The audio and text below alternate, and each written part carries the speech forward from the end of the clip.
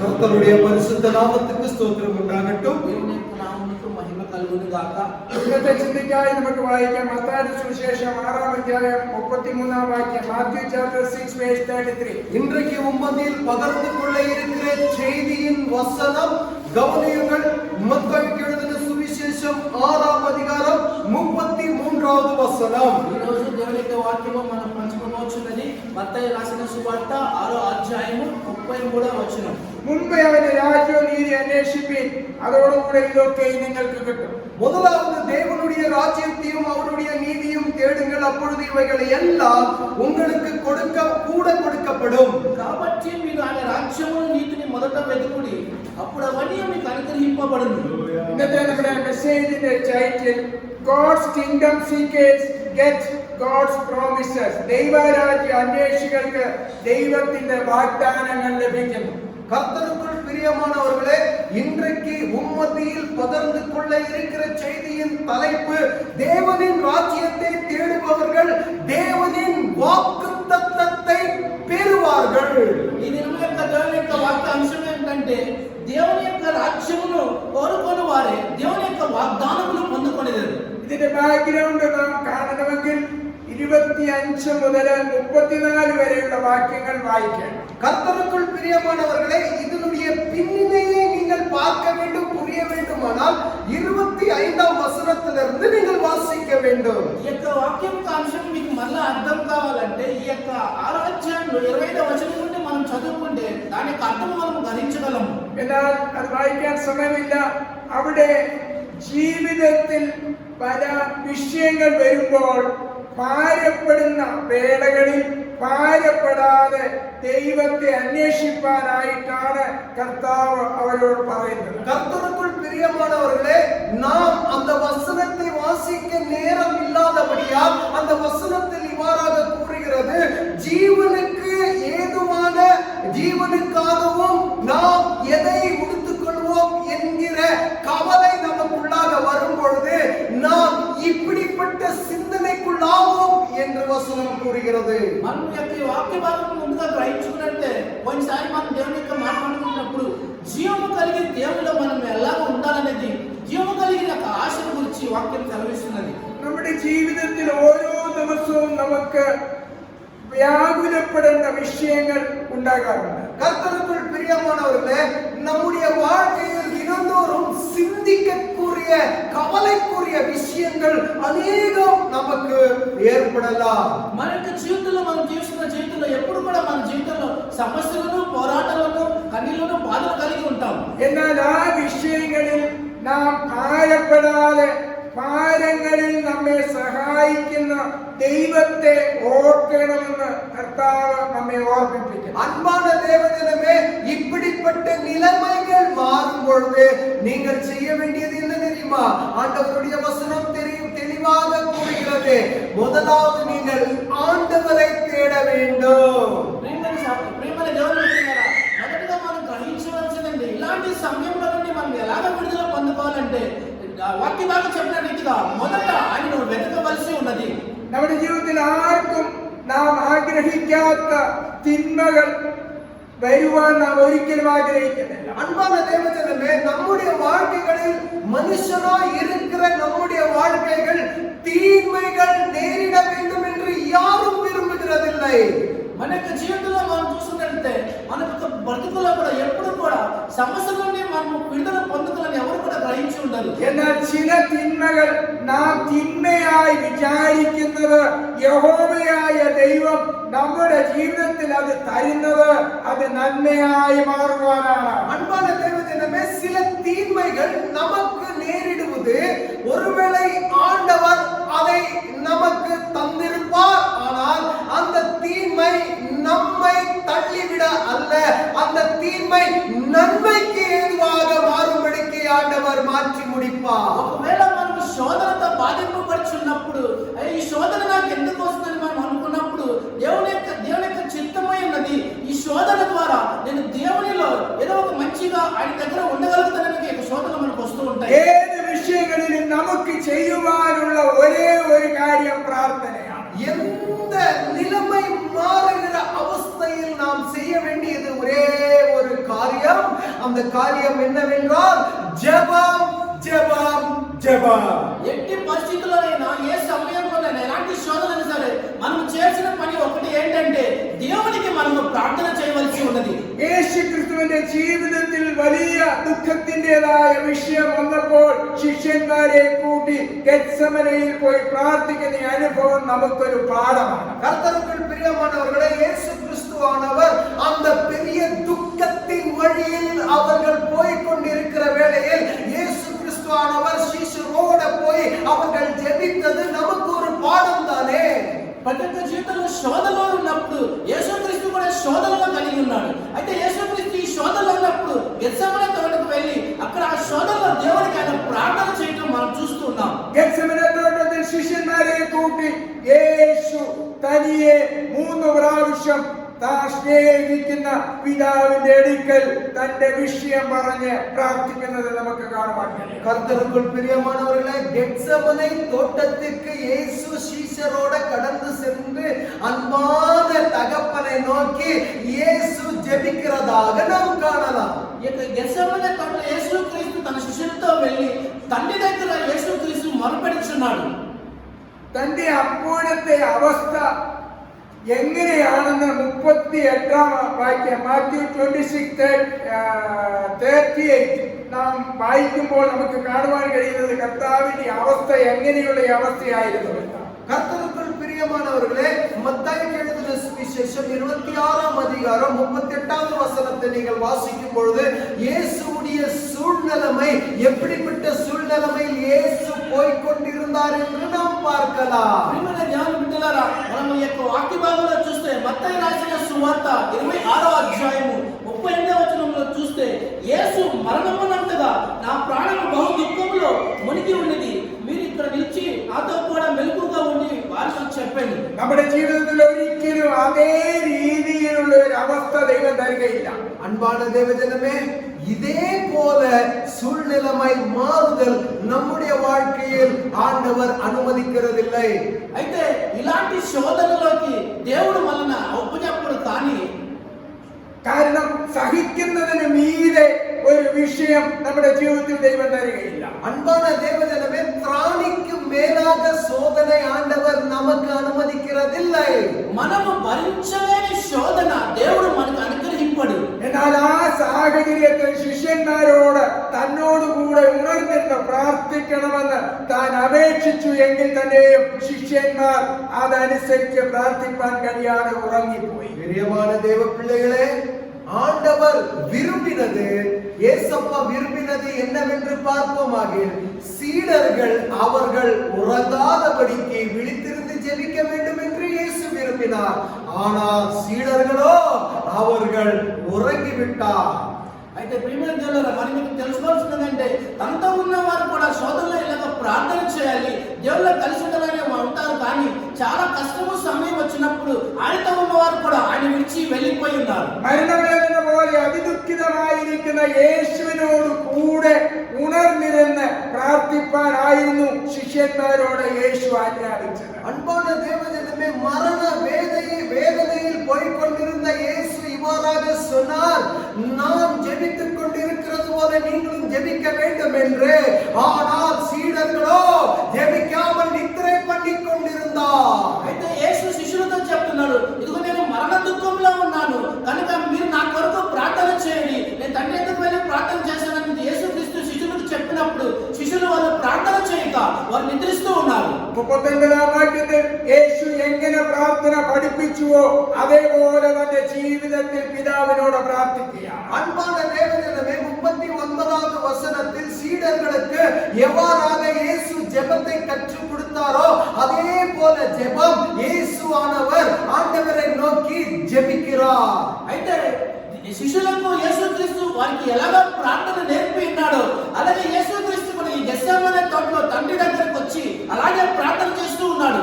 39ാം വാക്യത്തിൽ യേശു പിതാവിന്റെ മുൻപിൽ കവിണ്ണു വീണ് പ്രാർത്ഥിക്കുകയാണ്, പിതാവേ, കഴിയുമെങ്കിൽ ഈ പാനപാത്രമെങ്കിൽ നിന്ന് നീങ്ങി പോകണമേ. എങ്കിലും ഞാൻ ഇച്ഛിക്കും പോലെയല്ല, നീ ഇച്ഛിക്കും പോലെയാകട്ടെ എന്ന് പ്രാർത്ഥിച്ചു. 39வது வசனம், சற்று அப்புறம் போய் முகம் குப்புற விழுந்து, என் பிதாவே, இந்த பாத்திரம் என்னை விட்டு நீங்க கூடுமானால் நீங்கும்படி செய்யும், ஆகிலும் என் சித்தத்தின்படி அல்ல, உம்முடைய சித்தத்தின்படியே ஆக கடவது என்று ஜெபம் பண்ணினார். 39వ వచనంలో చూస్తే కొంత దూరం వెళ్ళి సాగిలపడి వారితో చెప్పి నా తండ్రి సాధ్యమైతే ఈ గిన్నె నా ఎదురు నుండి తొలగించి పొమ్మని ఆయనను నా ఇష్ట ప్రకారం కాదు నీ చిత్తమే అని ప్రార్థన చేశాను. നമ്മൾ ചിന്തിക്കുന്ന വിഷയം മുൻപേ അവന്റെ രാജ്യവും നീതി അന്വേഷിപ്പീൻ, അതോടുകൂടെ ഇതൊക്കെ നിങ്ങൾക്ക് കിട്ടും. அன்பான தேவஜனமே, நாம் சிந்திக்கிற விஷயம் என்னவென்று பார்ப்போமாகில், முதலாவது ஆண்டவருடைய ராஜ்யத்தையும் அவருடைய நீதியை தேடுங்கள், பிறகு இவையெல்லாம் கூட கொடுக்கப்படும். ప్రియమైన దేవుని బిడ్డలారా, మొదటగా మనం గ్రహించవలసింది ఏంటంటే, మొట్టమొదట ఆయన యొక్క రాజ్యంలో నీతిని మనం వెతకవలసి ఉన్నది. తర్వాత ఇవన్నీ మనకి అనుగ్రహింపబడింది. ഈ 39ാം വാക്യത്തിൽ യേശുവിന്റെ പ്രാർത്ഥനയിൽ പിതാവിന്റെ ഇഷ്ടവും താൻ അവിടെ പറഞ്ഞിട്ട് പിതാവിന്റെ ഇഷ്ടത്തിന് മുൻഗണന നൽകിയാണ്. அன்பான தேவஜனமே, ஆண்டவர் இவ்வாறாக சொல்லுகிறார், உம்முடைய ஆகிலும் என்னுடைய சித்தம் அல்ல, உம்முடைய சித்தம் என்று சொல்லியும் பிறகு இயேசு ஒரு தீர்மானத்துக்கு வருகிறார். இல்ல ஆண்டவரே, உம்முடைய சித்தமாக கடவது என்று ஆண்டவருக்கு முன்ஸ்தானத்தை கொடுத்தார். యేసుక్రీస్తు తల్లితో ప్రార్థన చేస్తున్నప్పుడు, ప్రభువా నీ చిత్తమైతే ఈ గిన్నె నా ఎదురు నుంచి తొలగించమని ప్రార్థించాను. తర్వాత నా ఇష్ట ప్రకారం కాదు ప్రభువా, నీ చిత్తమైతేనే ఈ యొక్క సోదరుడు నన్ను విడిపించమని ప్రార్థించాను. തന്നോടുകൂടെ ഉണർന്ന് പ്രാർത്ഥിക്കണമെന്ന് പറഞ്ഞ ശിഷ്യന്മാരുടെ അടുക്കൽ യേശു ചെന്നപ്പോൾ അവർ ഉറങ്ങുന്ന അവസ്ഥയാണ് കണ്ടത്. அன்பான தேவஜனமே, என்னோடு கூட நீங்கள் விழித்திருந்து ஜெபிங்கள் என்று சீடர்களிடத்தில் வாக்குத்தத்தம் செய்து சென்ற ஆண்டவர் திரும்பி வந்து பார்க்கும் பொழுது சீடர்கள் நித்திரை பண்ணி கொண்டிருக்கிறார். అయితే యేసుక్రీస్తు కలిసి ఉన్న శిష్యులు నాతో కూడా వెళ్ళి మీరు ప్రార్థన చేయండి అని చెప్పి వెళ్ళినప్పుడు శిష్యులు యేసుక్రీస్తు తిరిగి వచ్చేలాగే వారు నిద్రిస్తున్నారు, ప్రార్థన చేయటం లేదు. 41ാം വാക്യം നമ്മൾ വായിക്കുമ്പോൾ ശിഷ്യന്മാരെ ഓർപ്പിക്കുകയാണ്, പരീക്ഷയിൽ ഏർപ്പെടാതിരിക്കാൻ ഉണർന്നെന്ന് പ്രാർത്ഥിപ്പീൻ, ആത്മാവ് ഒരുക്കമുള്ളത് ജഡമോ ബലഹീനമത്രേ. 41வது வசனம் நீங்க பார்க்கும் பொழுது, நீங்கள் சோதனைக்கு உட்படாதபடிக்கு விழித்திருந்து ஜெபம் பண்ணுங்கள், ஆவி உற்சாகம் உள்ளதோ மாம்சமா பலம் வீணம் உள்ளது என்றார். 41వ వచనం చూస్తే, మీరు శోధనలో ప్రవేశించుకున్నట్లు మెలకుగా ఉండి ప్రార్థన చేయండి, ఆత్మసిద్ధమే గాని శరీరము బలహీనం అని పేతురుతో చెప్పి. എന്നാൽ നമ്മൾ ഈ വാക്യം നമ്മുടെ ഇഷ്ടത്തിന് ഏറ്റെടുക്കും. ദൈവത്തിന് അറിയാൻ നമ്മൾ ബലഹീനരാണ്, അതുകൊണ്ട് പ്രാർത്ഥിച്ചില്ലെങ്കിലും കർത്താവിന് അറിയാം. அன்பான தேவஜனமே, நாம் இந்த வசனத்தை நமக்கு பொருந்தினது போல நாம் எடுத்துக்கொள்வோம். அதாவது இவ்வாறாக நாம் எடுத்துக்கொள்வோம். எனக்கு பலவீனம் தாக்கப்பட்டிருக்கிறது, ஆண்டவருக்கு என்னுடைய பலவீனம் தெரியும், நாம் ஜெபிக்காவிட்டாலும் ஆண்டவர் அதை பார்த்து சகித்துக் கொள்வார் என்று எண்ணி நாம் ஜெபிக்காமல் இருப்போம். అయితే ఈ యొక్క వాక్య భాగం చూసినప్పుడు, మీరు శోధనలకు ప్రవేశించుకున్నట్టు ప్రార్థన చేయమని యేసుక్రీస్తు సెలవిస్తే, అయితే మనకు ఈ యొక్క వాక్యాన్ని ఎలా మన ఇష్టానికి మనం మార్చుకుంటాం. అది ఎలాగంటే, నేను బలహీనను, నా బలహీనత యేసయ్యకు తెలుసు కనుక, యేసయ్య నా బలహీనతను ఎరిగిన్నాడు కనుక నేను ఎలా ప్రార్థించినా కానీ ఆయన నన్ను అంగీకరిస్తాడని మనం అనుకుంటూ ఉంటాం. ഉറങ്ങുന്ന ശിഷ്യന്മാരെ ഉണർത്തി പ്രാർത്ഥിപ്പാൻ ഏൽപ്പിച്ചതിന് ശേഷം രണ്ടാമത് വീണ്ടും യേശുക്രിസ്തു അവരെ നോക്കുമ്പോൾ 43ാം വാക്യം കാണുന്നത്, അവർ കണ്ണിന് ഭാരമേറുകയാൽ പിന്നെയും ഉറങ്ങുന്നത് കണ്ടു. அன்பான தேவஜனமே, முதலாவது தடவை அவர்கள் நித்திரை பண்ணி கொண்டிருக்கும் பொழுது இயேசு வந்தார். இயேசு வந்து அவரை தட்டி எழுப்பினார். தட்டி எழுப்பி அவருக்கு இவ்வாறாக ஜெபியுங்கள் என்று சொல்லி கொண்டு போன பிறகு 43வது வசனத்தில் அவர் திரும்ப வந்த போது அவர்கள் மறுபடியும் நித்திரை பண்ணுகிறதை கண்டார். అయితే ప్రియమైన దేవుని బిడ్డలారా, ఇక్కడ శిష్యులు యేసుక్రీస్తు ఒకసారి వచ్చి వారిని నిద్రిస్తుండగా తట్టి లేపి మళ్ళా చెప్పాడు, ఇదిగో నేను వెళ్ళి మళ్ళా ప్రార్థన చేస్తాను, మళ్ళా మీరు నా కొరకు ప్రార్థన చేయమని యేసుక్రీస్తు చెప్పినప్పుడు, యేసుక్రీస్తు ప్రార్థన చేసి వచ్చినప్పుడు మరొకసారి కూడా 43వ వచనంలో మనం చూస్తే పిల్లరా, తిరిగి వచ్చి వారు మళ్ళా నిద్రించుట చూసేందుకు ఏలైనగా వారి కన్నులు భారముగా ఉండేది. శిష్యന്മാരോട് കർത്താൻ പറഞ്ഞത് യേശുവിന്റെ ക്രൂശുമരണം നീങ്ങിപ്പോകുവാനല്ല, എന്നാൽ അവർക്ക് അനുഭവിക്കുവാൻ പോകുന്ന ട്രയൽസില്, അവരനുഭവിക്കാൻ പോകുന്ന വലിയ പ്രതികൂല സാഹചര്യങ്ങളില് അവര് ധൈര്യത്തോടെ നിലനിൽക്കണമെങ്കിൽ പ്രാർത്ഥിച്ച് ബലമെടുക്കേണ്ടത് ആവശ്യമാണ്. அன்பான தேவனே, இயேசு சீடரை நோக்கி சொன்னது என்னவென்றால், நான் சிலுவை பாடு அனுபவிக்கிறதிலிருந்து தப்பித்துக் கொள்ளும்படி எனக்காக ஜெபியுங்கள் என்று இயேசு சொல்லவில்லை. இயேசு என்ன சொன்னார்? சீடர்களிடத்தில், நீங்கள் சோதனைக்கு உட்படாதபடிக்கு, அந்த சோதனையிலிருந்து, பிசாசுடைய கிரியையிலிருந்து தப்பித்துக் கொள்ளும்படிக்கு, உம்மை பாதுகாத்துக் கொள்ளும்படிக்கு நீங்கள் ஜெபியுங்கள், விழித்திருந்து ஜெபியுங்கள் என்றார். ప్రియమైన దేవుని బిడ్డలారా, ఇక్కడ వాక్య భాగం సెలవిస్తుంది. యేసుక్రీస్తు తన శిష్యులకు చెప్పింది ఏంటంటే, ఇదిగో నేను చనిపోతున్నాను, నేను మరణిస్తాను కనుక నా కొరకు ప్రార్థన చేయమని శిష్యులకు చెప్పలేదు. కానీ యేసుక్రీస్తు శిష్యులకు చెప్పిన మాట ఏంటంటే, ఇదిగో నేను వెలుచున్నాను కనుక మీరు శోధనలకు పడకుండా, మీరు కూడా ఇలాంటి సమస్యలకు రాకుండా, అపవాది చేత మీరు చిక్కుపడకుండా మీరు మెలకువగలిగి ప్రార్థన చేయమని శిష్యులకు చెప్పాను. പുറകെ ശിഷ്യന്മാരെ പലവട്ടം ഉണർത്തി പ്രാർത്ഥിപ്പാൻ ഏൽപ്പിച്ചിട്ടും പ്രാർത്ഥിപ്പാൻ കഴിയാതെ വന്ന് ഒടുവിലായി യേശു പറയുകയാണ്, ഇനിയും നിങ്ങൾ ഉറങ്ങി ആശ്വസിച്ചുകൊള്ളുക. கர்த்தருக்குள் பிரியமானவர்களே, இயேசு திரும்பி வந்து பார்க்கும் பொழுது சீடர்கள் நித்திரை பண்ணி கொண்டிருக்கிறதை கண்டார். நித்திரை பண்ணி இயேசு தட்டி எழுப்பி இயேசு சொன்ன வார்த்தை பிறகு, நீ நித்திரை பண்ணி இளைப்பாருங்கள். అయితే ప్రియమైన దేవుని బిడ్డలారా, ఇక్కడ వాక్యం చూస్తే యేసుక్రీస్తు వచ్చి వారిని మరలా వచ్చి ఇలా వస్తూ 3 సార్లు వచ్చినప్పుడు కూడా శిష్యులు ప్రార్థన చేయకుండా ఏం చేస్తుందంటే నిద్రపోతూనే ఉన్నారు. వారు ఇప్పుడు యేసుక్రీస్తు ఎప్పుడు వచ్చినా కూడా వారు నిద్రపోతూనే ఉన్నారు. అయితే 3వ యేసుక్రీస్తు చెప్తున్నాడు, ఇక చాలు మెలకువని అని చెప్పారు. യേശു പ്രാർത്ഥിക്കുമ്പോൾ യേശുവിന്റെ വേദന ഏറ്റെടുത്ത് അവർക്ക് പ്രാർത്ഥിപ്പാൻ കഴിഞ്ഞിരുന്നു എങ്കിൽ യേശു പിടിക്കപ്പെടുമ്പോൾ അവർ ഓടിപ്പോകേണ്ട ആവശ്യമില്ലായിരുന്നു. அன்பான தேவஜனமே, இயேசு ஜெபிக்க சொல்லும் பொழுது இயேசுவுடைய துக்கம் என்னுடைய துக்கம் என்று துக்கத்தை ஏற்றுக்கொண்டு அந்த விஷயத்துக்கல்ல, இவர்கள் சோதனைக்கு உட்படாதபடிக்கு ஜெபித்திருந்தாரானால் இயேசுவை மறுதலிக்காது இருந்திருப்பார். இயேசுவை பிடிக்கும் பொழுது அவர்கள் ஓடாது இருந்திருப்பார். అయితే యేసుక్రీస్తు చెలవిస్తున్నాయంటే, ఇదిగో నేను దుఃఖంలో ఉన్నాను, నేను మరణానికి వెళ్ళిపోతున్నానని తన గురించి తాను చింతించలేదు. కానీ అయ్యో, శిష్యులు కూడా ఇలాంటి సమయంలో వారు కూడా మరణానికి అప్పగింతురేమో, వారు కూడా శోధనలో పడుతురేమో అని చెప్పి వారి గురించి దేవుడు కలవర చెందుతూ ఉన్నాడు. യേശു ക്രിസ്തുവിന്റെ പ്രാർത്ഥന നമ്മുടെ വിഷയത്തിൽ എങ്ങനെയാണ് നമുക്ക് ഏറ്റെടുക്കാൻ കഴിയുന്നത്? பிரியமான தேவ பிள்ளைகளே, இயேசுவுடைய ஜெபம் நம்முடைய சூழ்நிலைமை மாறும் பொழுது அந்த ஜெபத்தை நாம் எவ்வாறாக ஏற்றெடுத்து ஜெபிக்கிறோம்? అయితే ప్రియమైన దేవుని బిడ్డలారా, యేసు యొక్క ప్రార్థన తన సమస్యని విడుదల పొందుకున్నప్పుడు మనము యేసు దగ్గర ఏ రీతిగా మనము దేవుని కొరకు ప్రార్థన చేయవలసి ఉన్నది? യേശുവിന്റെ പ്രാർത്ഥനയും പ്രവൃത്തിയുമാണ് നമുക്ക് ഏറ്റെടുക്കാൻ കഴിയേണ്ടത്. இயேசுவுடைய ஜெபமும் அவருடைய கிரியையை நாம் ஏற்றுக்கொள்ள வேண்டும். యేసుక్రీస్తు యొక్క ప్రార్థనను, ఆయన చేసిన క్రియలు మనం అంగీకరించి ఉండాలి.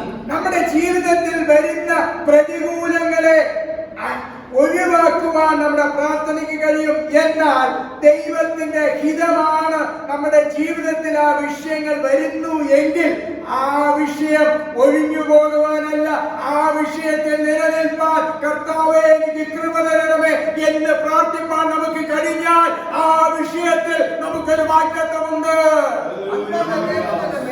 சில பிரச்சனைகளில் நீங்கள் ஜெபிக்கும் பொழுது உங்களுடைய ஜெபத்தை கேட்டு விடுதலை உண்டாகும்.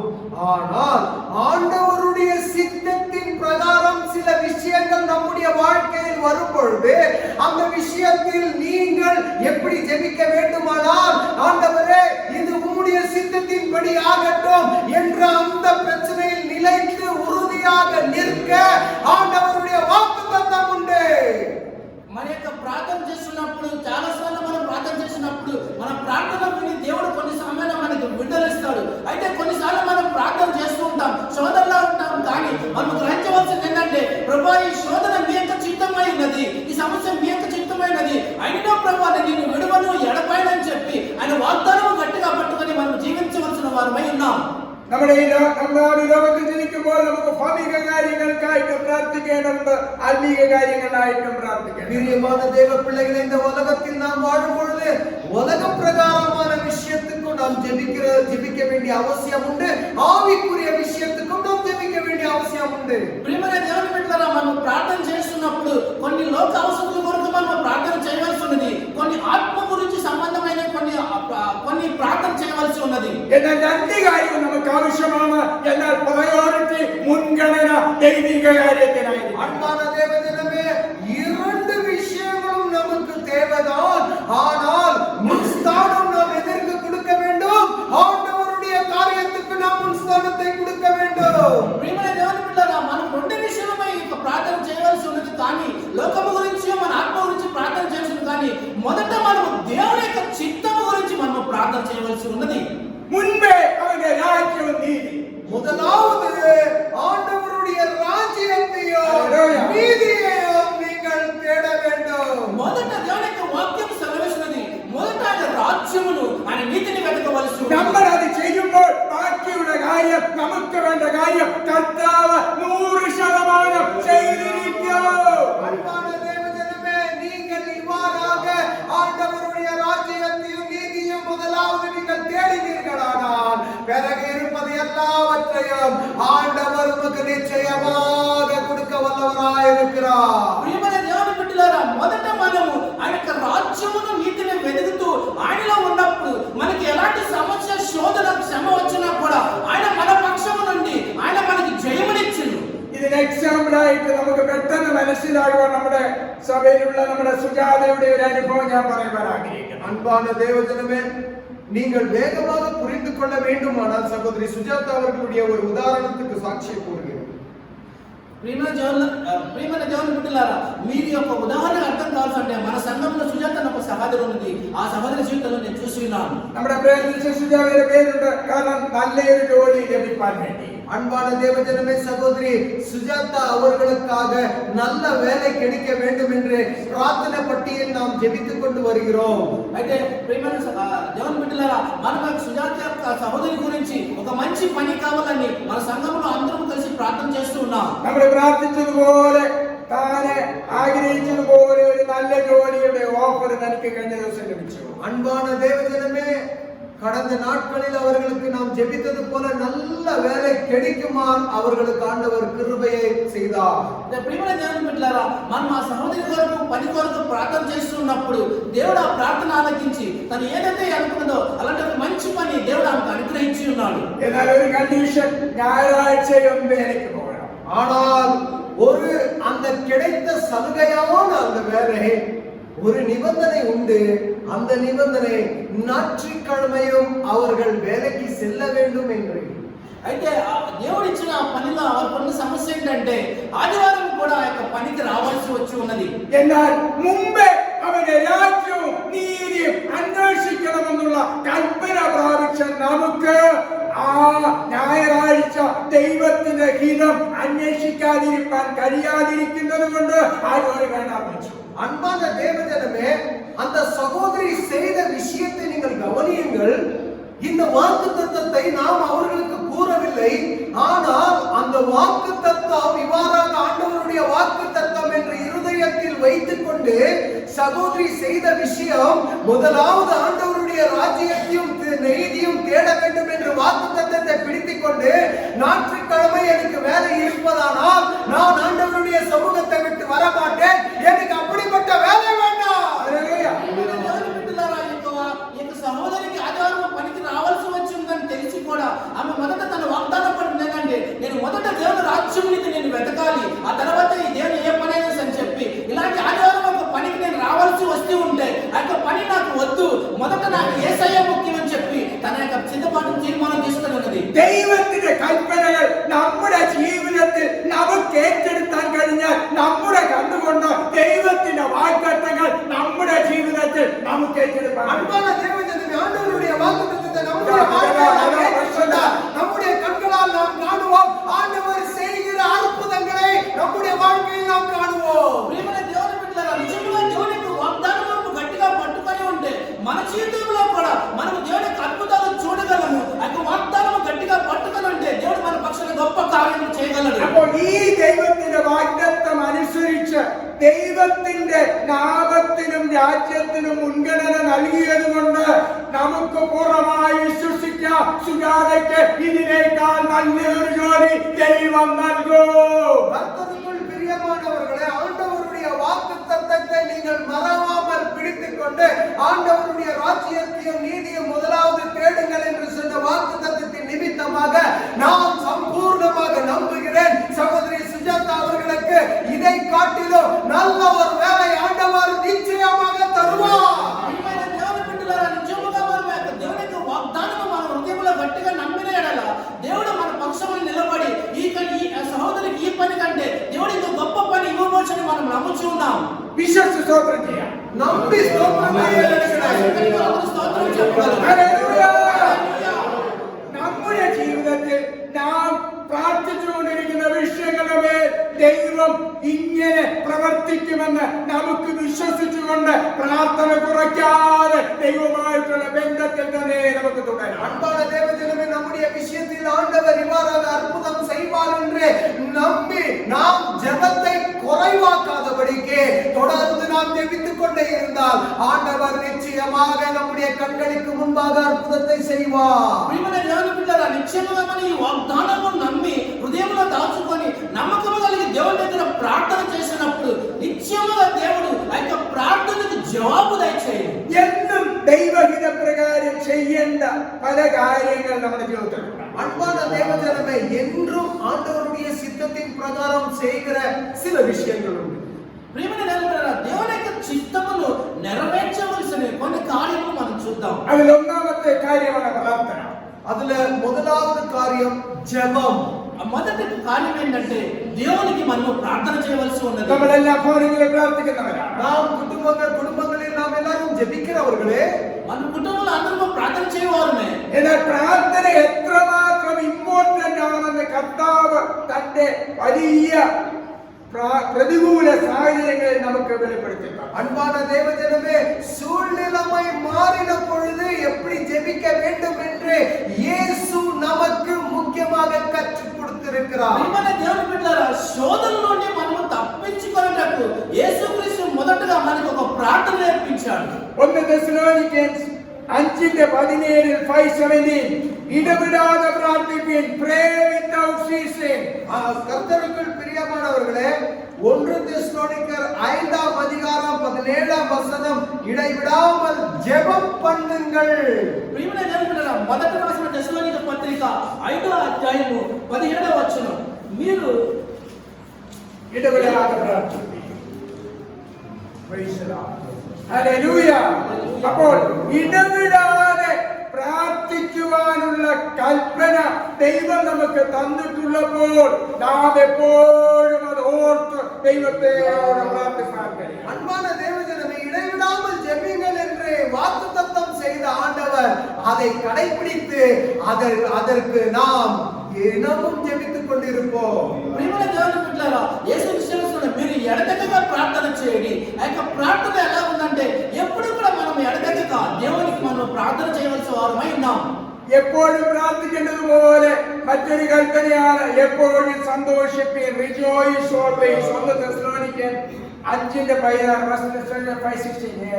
அன்பான தேவஜனமே, 1 தெசலோனிக்கர் 5ஆம் அதிகாரம் 16ஆம் வசனம் இவ்வாறாக சொல்லுகிறது, எப்பொழுது ஜெபியுங்கள் என்று சொன்ன வார்த்தையின்படியே இதுவும் இவ்வாறாக சொல்லியிருக்கிறார், எப்பொழுதும் சந்தோஷமாயிருங்கள். ప్రియమైన దేవుని బిడ్డలారా, మొదటి రాసిన తెస్సలోనిక పత్రిక 5వ అధ్యాయం 16వ వచనం, ప్రతి విషయములో కృతజ్ఞతలు చెల్లించుడి, ఇలాగ చేయడం యేసుక్రీస్తు విషయంలో దేవుని చిత్తమై ఉన్నది. നമ്മൾ നടക്കുമ്പോഴും യാത്ര ചെയ്യുമ്പോഴും പ്രാർത്ഥിക്കാൻ കഴിയണം. நாம் நடக்கும் பொழுதும் பிரயாணிக்கும் பொழுதும் நாம் ஜெபிக்க வேண்டும். మనము నడుస్తున్నప్పుడు ఎక్కడికైనా వెళుతున్నప్పుడు మనము ప్రార్థన చేయవలసిన వారమై ఉన్నాం. അതെങ്ങനെയാണ് കഴിയുന്നത്? அது எப்படி சாத்தியம்? అది ఎలా సాధ్యం? നമ്മുടെ ജീവിതത്തിൽ ദൈവവുമായിട്ടുള്ള ഒരു ബന്ധം നമ്മുടെ മൗനമായിട്ട് നാം നിൽക്കുമ്പോൾ ഇരിക്കുമ്പോൾ നമുക്ക് ദൈവത്തെ ചിന്തിപ്പാൻ കഴിയും, ധ്യാനിപ്പാൻ കഴിയും. அன்பான தேவஜனமே, நாம் இருக்கிற சூழ்நிலைகளில் நாம் நின்று கொண்டிருக்கிற வேளையில், மௌனமாய் இருக்கிற வேளையில் நாம் ஆண்டவரை தியானிக்க முடியும். ప్రియమైన దేవుని బిడ్డలారా, మనం ఎలాంటి సమయంలో ఒకవేళ మౌనంగా ఉన్నాను, మనం ఎక్కడ ఉన్నా కూడా మనము చేయవలసి ఏంటో తెలుసా, మనం దేవుణ్ణి మనం జ్ఞాపకం చేసుకోగలం. ജസ്റ്റ് ഫോർ എക്സാമ്പിൾ, നമ്മൾ യാത്ര ചെയ്യുമ്പോൾ ചിലപ്പോൾ അപകടങ്ങൾ കാണുമ്പോൾ നമുക്ക് അവിടുന്ന് ദൈവത്തോട് പ്രാർത്ഥിക്കുന്നത് എത്രയുള്ള അപകടങ്ങളിലാണ് ഞാൻ ജീവിക്കുന്നത്, എന്നെ രക്ഷിക്കുന്നതിനായി സ്തോത്രം.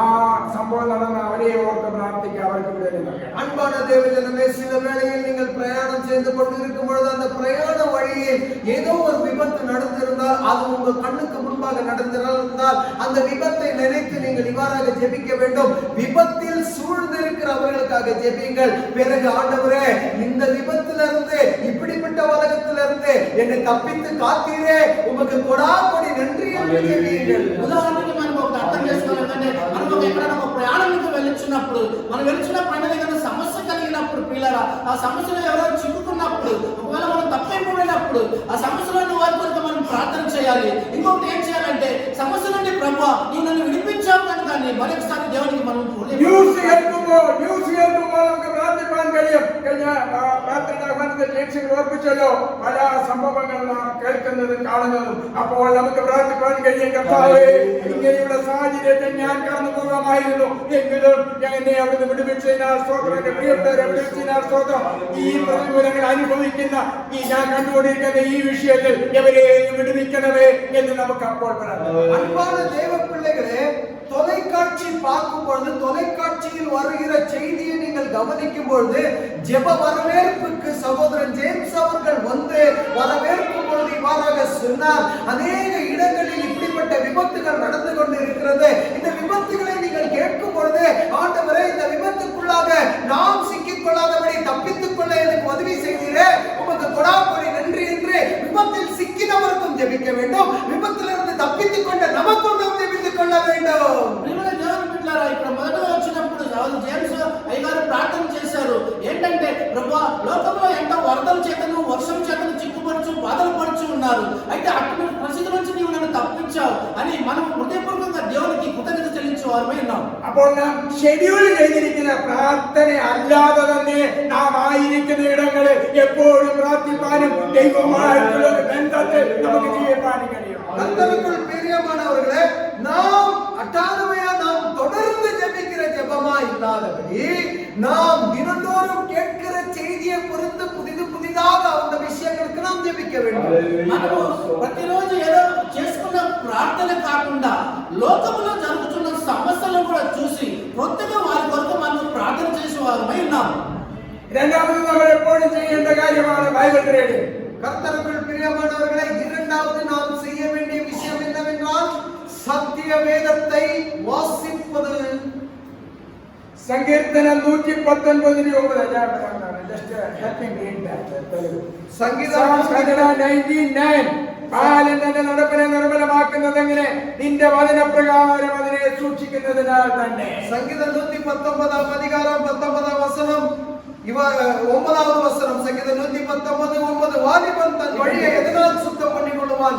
உமது வசனத்தின்படி தன்னை காத்துக் கொள்வதினால் தானே.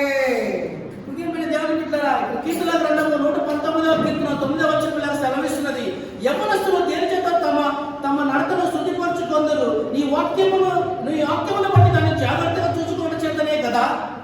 നമ്മൾ യാത്ര ചെയ്യുമ്പോൾ ബൈബിളുമായി വായിക്കാൻ കഴിയാം. கர்த்தருக்குள் பிரியமானவர்களே, நீங்கள் பிரயாணிக்கும் பொழுது சத்திய வேதத்தை நீங்கள் வாசிக்க கூடும். ప్రియమైన దేవుని బిడ్డలారా, మనం ప్రయాణం చేస్తున్నప్పుడు కూడా మనం దేవుని యొక్క వాక్యాన్ని ధ్యానించవలసి ఉన్నది. നമ്മൾ സാധാരണ ഭവനത്തിൽ വായിക്കുന്ന ആ ബൈബിൾ റീഡിംഗ് കൂടാതെയുള്ള സമയങ്ങളിൽ വായിക്കുന്ന കാര്യമാണ് ഞാൻ പറയുന്നത്. கர்த்தருக்குள் பிரியமானவர்களே, சாதாரணமாக நீங்கள் குடும்பங்களில் வாசிக்கிற சத்தியவேத வாசிப்பை குறித்து நான் சொல்லவில்லை. நீங்கள் பிரயாணிக்கும் போதும் మీరు కుటుంబంలో ఉండి కూర్చొని చదువుతున్నప్పుడు కాదు, కానీ మీరు ప్రయాణంలో వెళ్తున్నప్పుడు కూడా దేవుని యొక్క వాక్యాన్ని ధ్యానించవలసి ఉన్నది. നിങ്ങളുടെ മൊബൈലിലെ ബൈബിളിന്റെ ആപ്പ് ഉണ്ടാകുന്നുണ്ടെങ്കിൽ ഏത് സമയത്തും യാത്ര ചെയ്യുമ്പോൾ, നിങ്ങൾക്ക് സ്വസ്ഥമായിരിക്കുമ്പോൾ, സമയം ബസ്സിൽ ഇരിക്കുന്ന സമയത്ത് നിങ്ങൾക്ക് ആ ബൈബിള് നിങ്ങളുടെ മൊബൈലിൽ വായിക്കാൻ കഴിയും. அன்பான தேவ பிள்ளைகளே, நீங்கள் உங்களுடைய கைபேசியில் அந்த பைபிள் ஆப் இருந்தால் அந்த ஆப்பை வைத்து நீங்கள் வேலை செய்கிற இடத்தில நீங்கள் விடுமுறையா, அது மாத்திரமல்ல, நீங்கள் வேலை செய்யற இடத்துல இளைப்பாறி கொண்டிருக்கிற நேரத்தில், 6 சக்கர வாகனத்தில் பிரயாணம் செய்யும் வேளையில் நீங்கள் இளைப்பாறுகிற நேரத்தில் அந்த ஆப்பை நீங்கள் திறந்து கைபேசியில் இருக்கிற ஆப்ல கொண்டு நீங்கள் வசனத்தை வாசிக்க முடியும். దేవుని బిడ్డలారా, ఒకవేళ బైబిల్ మనం అన్ని చోట్ల తీసుకుని వెళ్ళలేము, కానీ దేవుడు మనకు వచ్చిన అవకాశం ఏంటంటే ఫోన్ లో కూడా ఒక బైబిల్ యాప్ వచ్చినది కనుక ఫోన్ లో కూడా బైబిల్ యాప్ మనం డౌన్లోడ్ చేసుకొని మనం ప్రయాణం వెళ్తున్నప్పుడు, కార్లో ఉన్నప్పుడు బైబిల్ ధ్యానించవచ్చు. లేక మనకు దొరికిన సమయంలో కూడా ఫోన్ ఓపెన్ చేసి ఆ బైబిల్ మనం ధ్యానం చేయవచ్చు. ദൈവത്തിന്റെ വചനം വായിക്കുന്ന ദൈവത്തിന്റെ പൈതൽ അവന്റെ ജീവിതം അതനുസരിച്ച് ക്രമപ്പെട്ടുകൊണ്ടേയിരിക്കും. அன்பான தேவஜனமே, ஆண்டவருடைய வாக்குத்தத்தத்தை கடைபிடித்து நடக்கிற தேவ பிள்ளையே, அதை அனுசரித்து அதன் பிரகாரம் நடப்பான். ప్రియమైన దేవుని బిడ్డలారా, నిజముగా దేవుని వెంబడించే వారు ఎలా ఉంటారంటే ఆయన యొక్క వాక్యమును ఇక్కడ రాయబడిన రీతిగా యవనస్తులు దేని చేత తమ నడతను శుద్ధిపరచుకుంటారంటే ఆయన వాక్యాన్ని బట్టి రాయబడిన రీతిగా ప్రతి ఒక్కరు బైబిల్ యొక్క చదువుతున్నప్పుడు తన జీవితంలో దేవునితో అంటుకట్టు నడవబడును. മൂന്നാമതായി എപ്പോഴും ചെയ്യേണ്ട കാര്യമാണ് വർഷിപ്പ്, ആരാധന. மூணாவது நீங்கள் செய்ய வேண்டியது ஆராதனை. మొదటగా మనం చూసుకున్నాం ఎలాగ ప్రార్థన చేయాలి, రెండవది చూసుకున్నాం ఎలాగ దేవుని వాక్యాన్ని మనం చదవాలి, మూడవది చూస్తున్నాం మనం దేవుని ఎలాగ ఆరాధించాలి. സങ്കീർത്തനം 138 1 മുതൽ 3 വരെയുള്ള വാക്യങ്ങൾ വായിക്കുമ്പോൾ അതിനെ ആരാധനയുടെ அன்பான தேவஜனமே, நீங்கள் சங்கீதம் 138 அதிகாரம் 1ஆம் வசனத்திலிருந்து 3ஆம் வசனம் வரை நீங்கள் வாசிக்கும் பொழுது ஆராதனை எவ்வாறாக செய்ய வேண்டும் என்று விவரணை உண்டு. ప్రియమైన దేవుని బిడ్డలారా, మనం యొక్క వాక్య భాగం చూసుకుంటే దేవుని మనం ఎలాగ ఆరాధించాలంటే కీర్తనల గ్రంథము 138వ కీర్తన 1 నుండి 3 వచనాలు మనం చూసుకున్నట్లయితే దేవుని ఎలా ఆరాధించాలో మనం గ్రహించగలం. നമ്മൾ യാത്ര ചെയ്യുമ്പോൾ മറ്റുള്ളവരുടെ ആ സംസാരത്തിൽ നാം എൻജോയ് ചെയ്യാതെ നമ്മുടെ ഹൃദയത്തിൽ ദൈവവുമായിട്ടുള്ള ആരാധന സ്തോത്രം ചെയ്ത് ദൈവത്തെ മഹത്വപ്പെടുത്തുവാൻ കഴിയുമെങ്കിൽ നമ്മുടെ യാത്രയിൽ നാം ദൈവവുമായിട്ടുള്ള ബന്ധത്തിലാണ്. அன்பான தேவஜனமே, நீங்கள் பிரயாணம் செய்யும் பொழுது அந்த பிரயாணிகளோடு சேர்ந்து நீங்களும் பொழுதுபோக்கான பேச்சுகளை பேசாத ஆண்டவரை வாய் திறந்து நீங்கள் மனசுக்குள்ளாக ஆராதித்துக் கொண்டு வந்தீர்களானால் ஆண்டவரை மகிமைப்படுத்துகிற ஆராதனை வீரன் வீராங்கனையாக நீங்கள் மாறுவீர்கள். ప్రియమైన దేవుని బిడ్డలారా, మనం ఎక్కడ సహోదరులతో ఉన్నప్పుడు, లోకంలో ఉన్నప్పుడు వారితో కలిసి అల్లరితో కూడిన ఆటపాటలు కానీ పనికిరాని మాటలు కానీ మనం కలుపుకోకుండా మన జీవితంలో మనం చేస్తుందంటే ఎప్పుడు కూడా దేవుడు ఆయన ధ్యానం చేస్తూ స్తుతిస్తున్నప్పుడు మనం మన జీవితాన్ని మనం మార్చుకోగలం. നമ്മുടെ ജീവിതത്തിൽ എപ്പോഴും നടക്കേണ്ട ഒരു കാര്യമാണ് മാനസാന്തരം, റിപ്പന്റൻസ്. கர்த்தருக்குள் பிரியமானவர்களே, நான்காவது நம்முடைய வாழ்க்கையில் நாம் தினந்தோறும் செய்ய வேண்டிய விஷயம் என்னவென்றால் மனம் திரும்புதல். ప్రియమైన నాలుగోది ఏంటంటే మనం చేస్తుందంటే ఎప్పుడు కూడా మనం దినదినము మనం ఏం చేయాలంటే మనము మార్చుకుంటూ ఉండాలి. സതീഷിന്റെ 7 മിനിറ്റ്സ് മെസ്സേജിൽ അതിനെപ്പറ്റി പറയുവാനായിട്ടുണ്ട്. എങ്ങനെയാണ് കർത്താവുമായിട്ടുള്ള ആ ബന്ധം നമ്മുടെ എപ്പോഴാണ്, എങ്ങനെയാണ് കർത്താവിനോട് നാം നമ്മുടെ പാപങ്ങളെ ഏറ്റുപറഞ്ഞ് ദൈവസന്നിധിയിൽ യഥാസ്ഥാനപ്പെടുന്നതെന്ന് നമ്മൾ കേട്ടു. 7 நிமிஷம் செய்தியில் சதீஷ் அவர்கள் இவ்வாறாக கூறினார். பாவத்தை ஆண்டவருடைய சமூகத்தில் அறிக்கையிட்டு அவருடைய பிரசன்னத்தை உணர்ந்து கொண்டிருக்க வேண்டும் என்று கூறினார். 7 నిమిషం వాక్యమైన పాస్టర్ సతీష్ గారు సర్వించిన రీతిగా మనం పాపమును విడిచిపెట్టి దేవుని వెతికినప్పుడు మన కన్నులు ఆయన ప్రసన్నతను చూడగలం. ലൂക്കോസ് 19:8 കഴിഞ്ഞ പ്രാവശ്യം നമ്മൾ സക്കായിയുടെ വിഷയം ചിന്തിച്ചതാണ്. യേശുവുമായി യാത്ര ചെയ്യുന്ന സക്കായിയോട് യേശു പറഞ്ഞിട്ട് മാനസാന്തരപ്പെടാൻ. എന്നാൽ ദൈവവുമായിട്ടുള്ള ബന്ധത്തിൽ തന്റെ ഭവനത്തിൽ താനെ ആയിരിക്കുമ്പോൾ സക്കായിക്ക് ദൈവവുമായിട്ടുള്ള ബന്ധത്തിൽ പറയുകയാണ്, ഞാൻ എന്തെങ്കിലും അധികമായി വായിട്ടുണ്ടെങ്കിൽ, തെറ്റായി ചെയ്തിട്ടുണ്ടെങ്കിൽ ഞാൻ അത് മടക്കി കൊടുക്കാം. அன்பான தேவஜனமே, கடந்த வாரத்தில் நாம் இவ்வாறாக நாம் செய்தியை கேட்டோம். லூக்கா 19ஆம் அதிகாரம் 8ஆம் வசனத்தில் சகாயுவை குறித்து நாம் கேட்டோம். அந்த சகாயு இவ்வாறாக சொல்லுகிறார், இன்றைக்கு ஆண்டவர் சந்தித்ததற்கு பிறகு, ஆண்டவருடைய சந்திப்புக்கு பிறகு, ஆண்டவர் அவனிடத்தில் பேசின வார்த்தைக்கு பிறகு அவன் இப்பொழுது ஆண்டவரிடத்தில் பேசுகிறான். நான் ஒருவனிடத்தில் ஏதாகிலும் அதிகமாய் அநியாயமாய் வாங்கினது உண்டானால் நான் எத்தனையாக அவனுக்கு திருப்பி கொடுப்பேன் என்றார். ప్రియమైన దేవుని బిడ్డలారా, మనం ముందుగా చదువుకున్న రీతి ప్రకారము జక్కయ్య యొక్క యేసుక్రీస్తుని ఎలాగ చూడగలిగి ఉన్నాడు. యేసుక్రీస్తు ఎప్పుడైతే జక్కయ్యని దర్శించాడో, ఎప్పుడు ఆ జక్కయ్య తన మనసును మార్చుకున్నాడో, ఇక్కడ లూకాసు సువార్త 19వ అధ్యాయము 8వ వచనం మనం చదివినప్పుడు, ఇదిగో ప్రభువా నా ఆస్తుల సర్వము, ఇదిగో ప్రభువా నా ఆస్తుల సర్వం పేదలకు ఇచ్చుచున్నాను, నేను ఎవరి అంటే నేను అన్యాయముగా దేనినైనా తీసుకుని ఎడలా అది తిరిగి 4 గంటలు మరలా చెల్లింతును. அஞ்சாவது നമ്മൾ എപ്പോഴും ചെയ്യേണ്ടതാണ് ബൈബിൾ ബേസ്ഡ് മെമ്മറൈസേഷൻ. அன்பான தேவ பிள்ளைகளே, ஐந்தாவது நாம் செய்ய வேண்டியது என்னவென்றால் சத்திய வேதத்தை மனப்பாடமாக கற்றுக்கொள்ளுகிறது வசனங்களை. ప్రియమైన దేవుడు ఐదవ అంశం ఏంటంటే దేవుని యొక్క సత్యమును మనం గ్రహించువారమై ఉన్నాం. നമ്മുടെ Sunday school teachers, you have to be very careful. You have to ensure that all our students are memorizing their Bible verses. கர்த்தருக்குள் பிரியமானவர்களே, ஞாயிற்றுக்கிழமை பள்ளிக்கூடத்தில் இருக்கிற ஆசாரியர்கள் அவர்கள் வகுப்பில் அவர்களுடைய பிள்ளைகள் ஞாயிற்றுக்கிழமை பள்ளிக்கூடத்தில் வசனங்களை மனப்பாடம் செய்து சரியாக அவர்கள் சொல்லுகிறாரா என்று உறுதியாக அவர்கள் மேல் கண் வைக்க வேண்டும்.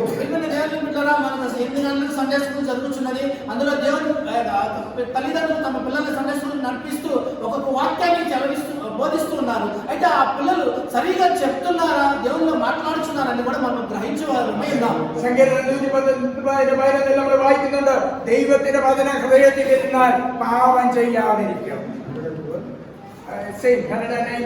ഞാൻ നിന്നോട് പാപം ചെയ്യാതിരിക്കേണ്ടതിന് നിന്റെ വചനത്തെ ഹൃദയത്തിൽ. சங்கீதம் 119ஆம் அதிகாரம் 11ஆம் வசனம், நான் உமக்கு விரோதமாய் பாவம் செய்யாதபடிக்கு உமது வாக்கை என் இருதயத்தில் வைத்து வைத்தேன். కీర్తన గ్రంథంలో 119వ కీర్తన 11వ వచనం చూసినప్పుడు, నీ ఎదుట నేను పాపము చేయకుండానట్లు నా హృదయంలో నీ వాక్యము ఉంచుకొని ఉన్నాను. ആരാമത് നമ്മൾ എപ്പോഴും ചെയ്യേണ്ടത് ദൈവത്തെ എപ്പോഴും സ്തുതിക്കണം. Give him praises. அன்பான தேவஜனமே, ஆறாவது ஆண்டவரை நாம் எப்பொழுதும் துதிக்க வேண்டும். ఆరవ అంశం ఏంటంటే మనం దేవుని ఎప్పుడు కూడా ఆరాధించువారమై ఉండాలి. ആരാധനയിൽ വരുമ്പോൾ മാത്രമല്ല ദൈവത്തെ സ്തുതിക്കേണ്ടത്, ஆராதனைக்கு வரும்பொழுது மாத்திரமல்ல ஆண்டவரை துதிக்க வேண்டியது. ఆరాధనకు వచ్చినప్పుడు మాత్రమే దేవుని స్తుతించవలసింది కాదు. కానీ അപ്പോസ്തല പ്രവൃത്തി 16:25 നമുക്ക് കാണാൻ കഴിയുന്നു, അർദ്ധരാത്രിക്ക് ശൗലോസും പൗലോസും ശീലാസും കാരാഗ്രഹത്തിൽ ബന്ധനത്തിലായിരുന്നപ്പോഴും അവര് പാടി ദൈവത്തെ സ്തുതിച്ചു. அன்பான தேவஜனமே, அப்போஸ்தலர் 16ஆம் அதிகாரம் 25ஆம் வசனம், ராத்திரியில பவுலும் சீலாவும் அவர்கள் தேவனுக்கு தேவனிடத்தில் ஜெபம் பண்ணினார்கள். అయితే క్రీస్తుని పిల్లలు ఇక్కడ వాక్య భాగం సెలవిస్తుంది. అపోస్తలుల కార్యము 16వ అధ్యాయం 25వ వచనంలో ఇక్కడ, అయితే మధ్యరాత్రి వేళ పౌలును శీలయు దేవునికి ప్రార్థించుచు కీర్తనలు పాడుచుండిరి. అంటే మధ్య ఎప్పుడు కూడా దేవుని వారు స్తుతిస్తూ ఉన్నారు. ദൈവത്തെ സ്തുതിക്കുമ്പോൾ ദൈവത്തിന്റെ വലിയ പ്രവൃത്തി അവിടെ വെളിപ്പെടും. ஆண்டவரை பாடி துதிக்கும் பொழுது பிரியமான தேவ பிள்ளைகளே, ஆண்டவருடைய அற்புத கரம் வெளிப்படும். దేవుని స్తుతిస్తూ పాడుచు ఆయన ఆరాధిస్తున్నప్పుడు దేవుని యొక్క హస్తము మనల్ని తాకును. നമ്മുടെ ബന്ധനം മാറുവാനിടയാകും. நம்முடைய கட்டுகளிலிருந்து நமக்கு விடுதலை உண்டாகும். బంధముల నుంచి దేవుడు మనకి విడుదల ఇచ్చును. പൗലോസും ശീലാസും പ്രാർത്ഥിച്ച് ദൈവത്തെ പാടി സ്തുതിച്ചപ്പോൾ എന്താണ് സംഭവിച്ചത്? കാരാഗ്രഹത്തിന്റെ അടിസ്ഥാനം കുലുങ്ങി, വാതിലൊക്കെയും തുറന്നുപോയി, എല്ലാവരെയും ചങ്ങലയടിഞ്ഞു വീണു. கர்த்தருக்குள் பிரியமானவர்களே, 26வது வசனம், சடுதியிலே சிறை சாலையும் அஸ்திபாரங்களும் அசையும்படியாக பூமி மிகவும் அதிர்ந்தது. ఇక్కడ పౌలు శీలయు మధ్యరాత్రి వేళ దేవుని స్తుతిస్తూ ఆరాధిస్తూ కీర్తనలు పాడుచున్నప్పుడు 26వ వచనం చదివేసింది. అప్పుడు అకస్మాత్తుగా మహాభూకంపము కలిగెను, చెరసాల పునాదులు అదరెను, వెంటనే తలుపులన్నీ తెరుచుకొని అందరి బంధకములు ఊడెను. നമ്മൾ എവിടെയായിരിക്കുമ്പോൾ, യാത്ര ചെയ്യുമ്പോൾ, ബസ്സിലായിരിക്കുമ്പോൾ, കാറിലായിരിക്കുമ്പോൾ, ട്രെയിനിലായിരിക്കുമ്പോൾ നമുക്ക് ദൈവത്തെ സ്തുതിച്ചുകൊണ്ടിരിക്കാൻ കഴിഞ്ഞാൽ we are in communion with God. அன்பான தேவஜனமே, நீங்கள் 2 சக்கர வாகனத்தில் இருக்கும் பொழுது, நடக்கும் பொழுது, 4 சக்கர வாகனத்தில் பிரயாணம் செய்யும் பொழுது, 6 சக்கர வாகனத்தில் பிரயாணம் செய்தாலோ நீங்கள் ஆண்டவரை துதித்துக் கொண்டிருந்தால் உமக்கும் ஆண்டவருக்கு ஒரு நேர் தொடர்பு எப்பொழுதும் இருந்து கொண்டே இருக்கும். బైక్లో వెళ్తున్నప్పుడు, కార్లో వెళ్తున్నప్పుడు లేదా బస్సులో వెళ్తున్నప్పుడు, మీరు ప్రయాణం చేస్తున్న ఏ పరిస్థితుల్లో అయినా సరే హృదయంలో ఆయన మనం స్తుతిస్తూ ఉన్నప్పుడు దేవుడు మనల్ని ఇలాంటి బంధముల నుంచి కాపాడును. ഏഴാമതായി നമുക്ക് ചെയ്യേണ്ടത് ചെയ്യേണ്ടത് താങ്ക്സ്ഗിവിംഗ്, ദൈവത്തിന് നന്ദി പറയുക. அன்பான தேவ ஜனமே, ஏழாவது நாம் செய்ய வேண்டியது ஆண்டவருக்கு நன்றி செலுத்துதல். క్రిస్టియన్ల ఏడో విషయం ఏంటంటే దేవుడికి మనము కృతజ్ఞతాస్తుతులు చెల్లించువారమై ఉన్నాం. 1 Thessalonians chapter 5 verse 18, എല്ലാത്തിനും സ്തോത്രം ചെയ്യുവിൻ, ഇതല്ലോ നിങ്ങളെ കുറിച്ച് ക്രിസ്തുയേശു ദൈവത്തിന്റെ ഇഷ്ടം. 1 தெசலோனிக்கேயர் 5ஆம் அதிகாரம் 18ஆம் வசனம், எல்லாவற்றிலும் ஸ்தோத்திரம் செய்யுங்கள், அப்படி செய்வதே கிறிஸ்து இயேசுவுக்குள் உங்களை குறித்து தேவனுடைய சித்தமாய் இருக்கிறது. మొదటి దశలోని పత్రిక 5:16-18 కలిపిన కనుక చదువుతున్నాం. చూడండి 5:16 వచ్చిన ప్రతి విషయమునందు కృతజ్ఞతాస్తుతులు చెల్లించుడి, ఇలా చేయుట యేసుక్రీస్తునందు మీ విషయంలో దేవునికి చిత్తము. ദൈവത്തിന് സ്തോത്രം ചെയ്യുന്നത് ദൈവത്തിന് ഇഷ്ടമാണ്. தேவனுக்கு ஸ்தோத்திரத்தை செலுத்துகிறது தேவனுக்கு பிரியமுள்ளதாய் இருக்கிறது. దేవుని మనం స్తుతిస్తున్నప్పుడు అది దేవునికి ఇష్టమై ఉన్నది. ഇതാണ് നമ്മൾ ആ വാക്യത്തിൽ തന്നെയുള്ള 18ആം വാക്യം, ഇതല്ലോ നിങ്ങളെ കുറിച്ച് ക്രിസ്തുയേശുവിൽ ദൈവ ഇഷ്ടം. அந்த 1 தெசலோனிக்கர் 5ஆம் அதிகாரம் 18ஆம் வசனத்தில் கீழ்ப்பகுதியில் எழுதப்பட்டிருக்கிறது அந்த வரியை கவனியுங்கள். அப்படி செய்வதே கிறிஸ்து இயேசுவுக்குள் உங்களை குறித்து தேவனுடைய சித்தமாய் இருக்கிறது. ఇక్కడ 18వ వచనం చూస్తే మీరు ఇలాగ చేయుట యేసుక్రీస్తునందు మీ విషయంలో దేవుని చిత్తమై ఉన్నది. അപ്പോൾ നാം ചിന്തിക്കുന്ന വേദഭാഗത്തിന്റെ സമാപ്തിയിലേക്ക് നമ്മൾ കടന്നു വരികയാണ്. മുമ്പേ രാജ്യവും നീതിയും അന്വേഷിപ്പീൻ, അതോടുകൂടി ഇതൊക്കെ നിങ്ങൾക്ക്. அன்பான தேவஜனமே, நாம் தியானித்துக் கொண்டிருந்த இந்த பகுதிக்கு முடிவுக்கு கடந்து வந்திருக்கிறோம். என்ன முடிவு என்றால், நீங்கள் வசனத்தை கடைபிடித்து நடக்க வேண்டும். அந்த வசனத்தின் வாக்குத்தத்தம் முதலாவது தேவனுடைய ராஜ்யத்தையும் அவருடைய நீதியையும் தேடுங்கள். మొదటి నుంచి మనం విన్న రీతిగా మొదటి వాక్యం సెలవిస్తుంది ఏంటంటే, మొదట ఆయన రాజ్యమును నీతిని వెతుకువారు ఆయన వాగ్దానమును పొందుకొందురు. യേശു കർത്താവ് ആഗ്രഹിച്ചത് തന്റെ ജീവിതത്തിലുള്ള വലിയ ഭാരമാത്രം ദൈവത്തിന്റെ ഹിതമെങ്കിൽ നീങ്ങിപ്പോകണമെന്ന് പ്രാർത്ഥിച്ചെങ്കിൽ തന്നെയും ദൈവത്തിന്റെ ഇഷ്ടം നിറവേറുവാൻ തന്നെ ഏൽപ്പിച്ചു കൊടുത്തു. அன்பான தேவஜனமே, இயேசு ஜெபம் செய்தது, ஆண்டவரே இந்த உம்முடைய சித்தம் இருந்த இந்த பானபாத்திரத்தை நீக்கும் ஆண்டவரே, என்னுடைய சித்தம் அல்ல என்று ஆண்டவருடைய சித்தத்துக்கு இயேசு ஒப்பு கொடுத்தார். దేవుని బిడ్డలారా, యేసుక్రీస్తు ఇష్టమైన ప్రార్థన చేయని రీతిగా, ప్రభువా నీ చిత్తమైతే ఈ గిన్నె నాయకులను తొలగించుము, అయినను నా ఇష్ట ప్రకారము కాదు నీ చిత్తమే నెరవేర్చమని యేసుక్రీస్తు దేవుని చిత్తం నెరవేర్చాడు. ദൈവത്തിന്റെ ഹിതമായിരുന്നു യേശു ക്രിസ്തു കാൽവരി ക്രൂശിൽ നമുക്ക് വേണ്ടി മരിക്കണമെന്നും അതിൽ കൂടെ നമുക്കൊരു രക്ഷയുണ്ടാകണം. அன்பான தேவஜனமே, இயேசு கிறிஸ்து கல்வாரி சிலுவையில் மரிக்க வேண்டும், பாடுபட வேண்டும் என்று ஆண்டவருடைய சித்தமாய் இருந்தது. ஏன் நாம் ரட்சிக்கப்பட. ప్రియమైన దేవుని బిడ్డలారా, యేసుక్రీస్తు ఎందుకు సిలువలో మరణించవలసి ఉన్నదంటే, ప్రియమైన దేవుని బిడ్డలారా, నీవు నేను రక్షణ పొందవాలి కనుక యేసుక్రీస్తుని దేవుని సిలువలో మరణించి ఉన్నాడు. നാം ദൈവമക്കളായിരിക്കുമ്പോൾ തന്നെ നമ്മൾ ആഗ്രഹിക്കാത്ത പല വിഷയങ്ങൾ നമ്മുടെ ജീവിതത്തിൽ വരുമ്പോൾ നമുക്കതിന്റെ വിടുതലിന് വേണ്ടി പ്രാർത്ഥിക്കാൻ കഴിയുമെങ്കിൽ തന്നെയും ഒരു പക്ഷേ നമ്മൾ വിചാരിക്കുന്നത് പോലെ അത് മാറിക്കിട്ടിയില്ല എങ്കിൽ നമുക്ക് ചിന്തിക്കണം, നാം ഏറ്റെടുക്കണം, ഇത് ദൈവത്തിന്റെ ഹിതമാണ്. കർത്താവേ, ഞാൻ നിന്റെ സന്നിധിയിൽ ഏൽപ്പിക്കുന്നു, ഇതിനുള്ള ബലം വേണം, കൃപ വേണം. அன்பான தேவஜனமே, நம்முடைய வாழ்க்கையில் சில வேளையில் விரும்பாத இருக்கிறது நம்முடைய வாழ்க்கையில் நேரிடும் பொழுது நாம் ஜெபிப்போம். ஜெபித்ததுக்கு பிறகு ஏற்ற நேரத்தில் நமக்கு பலன் கிடைக்க பதில் கிடைக்காவிட்டால் நாம் ஆண்டவரை நோக்கி நாம் இவ்வாறாக ஜெபிக்க வேண்டும். ஆண்டவரே, நம்மை பலப்படுத்தும், அதுக்கு ஏற்ற பலனை நீங்கள் எதுக்காக தர வேண்டும் என்று காத்திருந்து ஜெபிக்க வேண்டும். ஹல்லேலூயா. దేవుని యొక్క చిత్తము ఒకసారి మన ప్రార్థనలో మనం బలహీనంగా ఉంటాం, ప్రార్థన చేయలేని పరిస్థితుల్లో ఉంటాం. అయితే మనం చేయవలసింది ఏంటంటే, దేవుని చూస్తూ మనం అడగవలసింది, ప్రభువా ప్రార్థించినకు నీ బలము నాకు అనుగ్రహించండి, ప్రార్థించినకు నీ శక్తిని నీ అభిషేకం నాకు అనుగ్రహించమని మనం దేవునికి ప్రార్థన చేయవలసి ఉన్నది. നമ്മൾ പ്രതികൂലങ്ങളിൽ പോകുമ്പോൾ അതുവരെ നമ്മുടെ ജീവിതത്തിൽ അനുഭവിച്ചിട്ടില്ലാത്ത ഒരു വിടുതൽ ദൈവം കണ്ടിട്ടാണ് ദൈവം അത് അനുവദിക്കുന്നത്. அன்பான தேவஜனமே, ஒருவேளை சூழ்நிலை மாறிக்கொண்டு நாம் போய் கொண்டிருக்கிற வேளையில் ஒருவேளை நாம் ஜெபித்தோம், அது கேட்காத இருப்பதானால் நீங்கள் கவலைக்குள் ஆவாதீர்கள். ஆண்டவருடைய நேரத்தில் ஆண்டவர் காத்திருக்கிறார். ஏற்ற நேரத்தில் ஆண்டவர் நமக்கு பதிலளிப்பார். ఒకసారి మనం శ్రమల్లోనూ ఇబ్బందుల్లోనూ కష్టంలో ఉంటాం. అయితే మనం చేయాల్సింది తెలుసా, మన హృదయంలో మనం కలవరం పడకూడదు. ఒకటే ఒకటి మనం నమ్మాలి, తగిన సమయంలో దేవుడు నాకు విడుదలనిస్తాడు, తగిన సమయంలో దేవుడు నన్ను స్వస్థపరచాలి, నిరీక్షణ గలవరమై మనం ఉండాలి. കബറിൽ കൂടി കടന്നുപോയ യേശു കർത്താവ് അതിന് പിന്നിൽ അതിനുശേഷം ഒരു ഉയർപ്പുണ്ട്. அன்பான தேவனே, கல்வாரி சிலுவையில் பாடுபட்ட இயேசுவுக்கு துக்கம் உண்டு, சங்கடம் உண்டு. ஆனால் அதுக்கு பின்பாக நமக்கு என்ன உண்டு? ஆண்டவர் உயிர்த்தெழுவார் என்ற நம்பிக்கை உண்டு. యేసుక్రీస్తు సిలువలో చనిపోతాడు, మరణిస్తాడు. అయితే ఒక విశ్వాసం ఉంది, ఏంటో తెలుసా?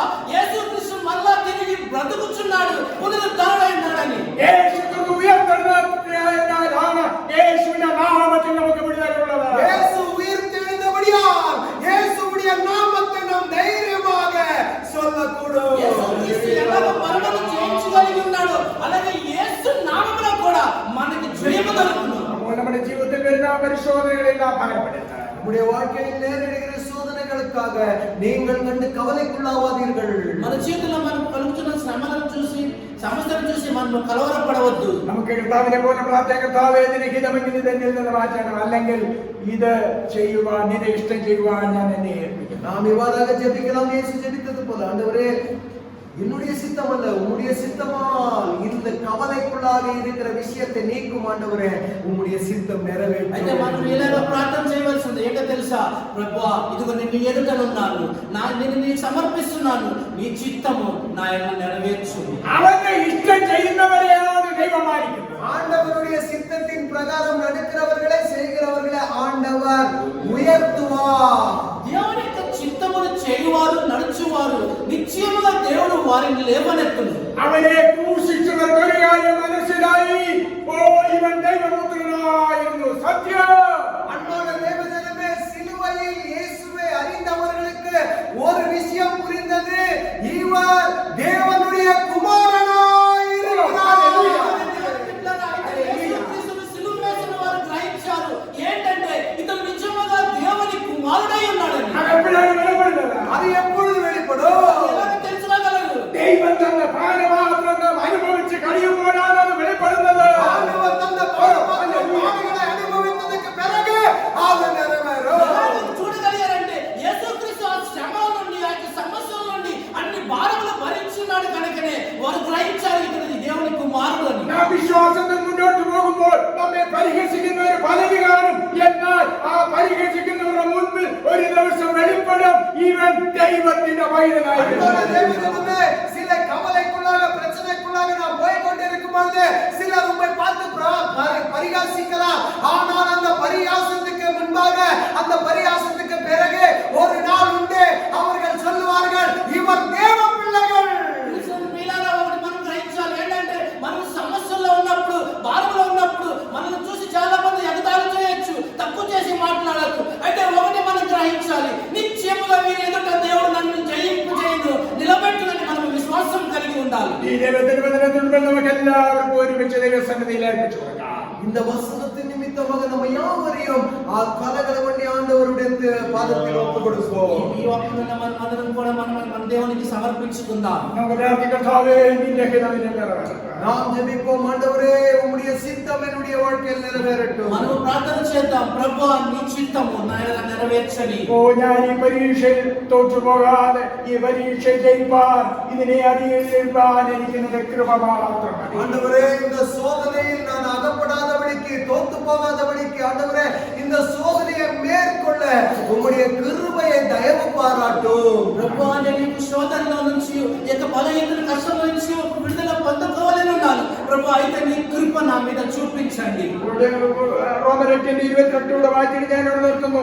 റോമൻസ് 8:28 എന്നാൽ ദൈവത്തെ സ്നേഹിക്കുന്നവർക്ക് നിർണയപ്രകാരം വിളിക്കപ്പെടുന്നവർക്ക് തന്നെ സകലവും നന്മയ്ക്കായി കൂടി വ്യാപരിക്കുന്നു എന്ന് നാം അറിയുന്നു. கர்த்தருக்குள் பிரியமானவர்களே, ரோமர் 8ஆம் அதிகாரம் 28ஆம் வசனம், அன்றியும் அவர்களுடைய தீர்மானத்தின்படி அழைக்கப்பட்டவர்களா தேவனிடத்தில் அன்பு கூறுகிறவர்களுக்கு சகலம் நன்மைக்கு ஏதுவாக நடக்கிறது என்று அறிந்திருக்கிறோம். రోమన్ రాసిన పత్రిక 8వ అధ్యాయము 28వ వచనం చూస్తున్నాం. దేవుని ప్రేమించే వారికి, అనగా ఆయన సంకల్పము చొప్పున పిలువబడిన వారికి మేలు కలుగుటకై సమస్తము సమకూడి జరుగుచున్నవని ఎరుగుదుము. ദൈവത്തെ സ്നേഹിക്കുന്നവർക്ക് കഷ്ടതയുണ്ട്. ஆண்டவரை நேசிக்கிறவர்களுக்கு பாடுண்டு. దేవుని ప్రేమించే వారికి సమస్యలు ఉన్నవి. എന്നാൽ ആ കഷ്ടത നമ്മെ നശിപ്പിക്കാനാണ്, ഉയർപ്പിക്കാനാണ്. அந்த பாடுகள் உம்மை நாசமாக்க அல்ல, உம்மை உயர்ப்பிக்க. అయితే ఆ శోధనలు వస్తున్నవి, అవి మనం నశింపజేయడానికి కాదు, కానీ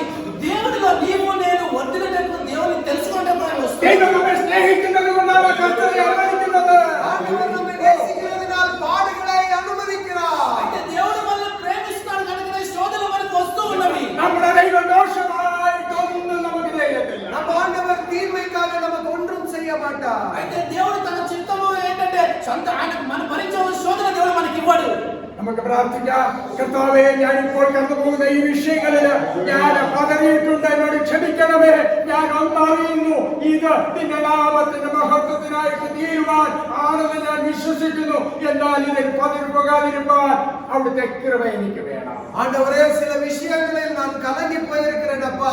ஆண்டவரே, கலங்கி போகாதபடிக்கு ஆண்டவரே உம்முடைய உதவி எனக்கு தேவை அப்பா என்று கேட்டுக்கொள்கிறேன்.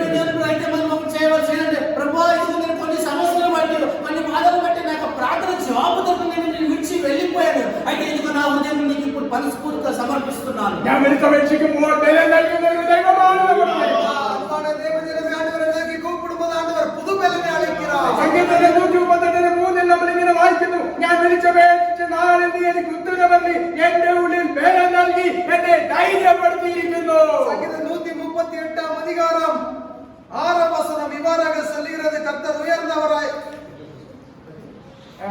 138:3 138 அதிகாரம் 3 வசனம், நான் கூப்பிட்ட நாளில் எனக்கு மறுஉத்தரவு அருளினீர், என் ஆத்துமாவிலே பலன் தந்து என்னை தைரியப்படுத்தினீர். కీర్తన గ్రంథము 138వ కీర్తన 3వ వచనము, నేను మొరపెట్టిన దినమున నీవు నాకు ఉత్తరం ఇచ్చితివి, నా ప్రాణములో ప్రాణ పుట్టించి నన్ను ధైర్యపరిచితివి.